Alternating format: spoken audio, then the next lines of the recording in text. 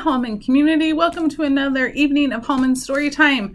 We have Thanksgiving vacation this week. So we have conferences today on Monday, and we will have conferences tomorrow. I know all your teachers are really excited to see you at your conferences and share with your family all the wonderful goals that you've been reaching as you've been working really hard this year and the goals that you have set for the rest of the year for your learning. And we just love this time to celebrate with you and your families. And this week we have Thanksgiving. So I thought it would be fun to read a book that tells us a little bit about Thanksgiving. This book is called Thank You, Sarah, The Woman Who Saved Thanksgiving. It's written by Laurie, Halse, Anderson, and it's illustrated by Matt Faulkner. Enjoy our story. You think you know everything about Thanksgiving, don't you? How the Native Americans saved the Pilgrims from starving, how the Pilgrims held a big feast to celebrate and say thank you, turkey, pumpkin pie, cranberries, the works. Well, listen up. I have a news flash. We almost lost Thanksgiving. Didn't know that, did you? It's true. Way back when skirts were long and hats were tall, Thanksgiving was fading away. Sure, the folks up in New England celebrated it. They'd roast a turkey and invite the relatives when the harvest came in. But not in the South, not in the West, not even in the Middle Atlantic states. More and more people ignored the holiday. Thanksgiving was in trouble. It needed a superhero. No, not that kind. Thanksgiving needed a real superhero, someone bold and brave and stubborn and smart. Thanksgiving needed Sarah Hale. Now, I know what you're thinking. She doesn't look like a superhero. She looks like a dainty little lady. Never underestimate a dainty little lady. Sarah Hale was every inch a superhero. Not only did she fight for Thanksgiving, she fought for playgrounds for kids, schools for girls, and historical monuments for everyone. She argued against spanking, pie for breakfast, doll stories, corsets, and bloomers and bustles, and very serious things like slavery.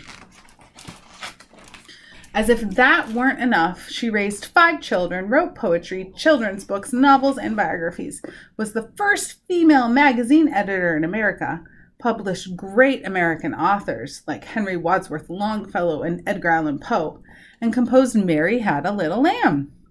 How did she do all of these things? She was bold, brave, stubborn, and smart, and Sarah Hale had a secret weapon. A pen. When Sarah saw something she didn't like, she picked up her pen and wrote about it. She wrote letters, she wrote articles, she wrote and wrote and wrote until she persuaded people to make the world a better place. Nothing stopped Sarah. Sarah Hale loved Thanksgiving. She wanted the whole country to celebrate it on the same day. When folks started to ignore Thanksgiving, well, that just curdled her gravy. She picked up her pen. Sarah wrote letters, thousands of letters, asking politicians to make Thanksgiving a national holiday. She wrote magazine articles asking her readers for help. The women of America listened. They put down their babies, their hoes, their skillets, and their washing. They picked up their pens and wrote. When the letters arrived, the politicians listened too. One by one, the states officially made Thanksgiving a holiday. But that wasn't good enough. Sarah Hale wanted the whole country to celebrate together, like a family. She went to the top. Sarah wrote to the president himself, Zachary Taylor. He refused. Did that stop Sarah? No. She waited for the next election and wrote to the new president, Millard Fillmore. He said no, too. Did that stop Sarah? No. She was bold, brave, stubborn, and smart. Sarah wrote to the next president, Franklin Pierce. Wouldn't a national day of Thanksgiving be wonderful? No, Pierce grumped.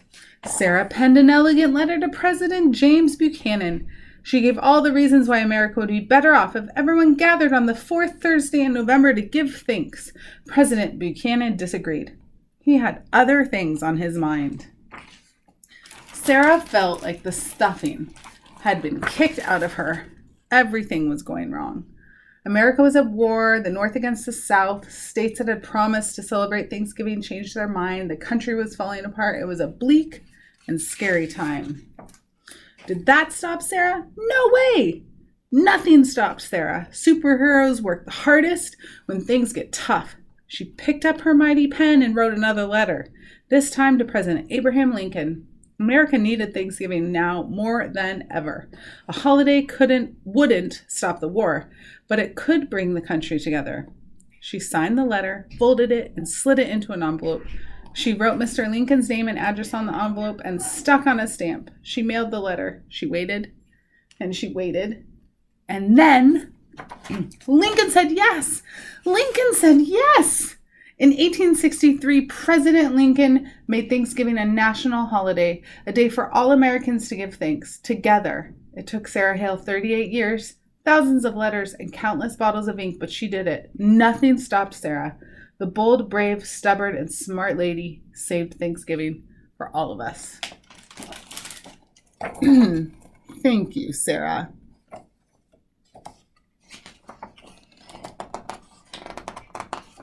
What a good book.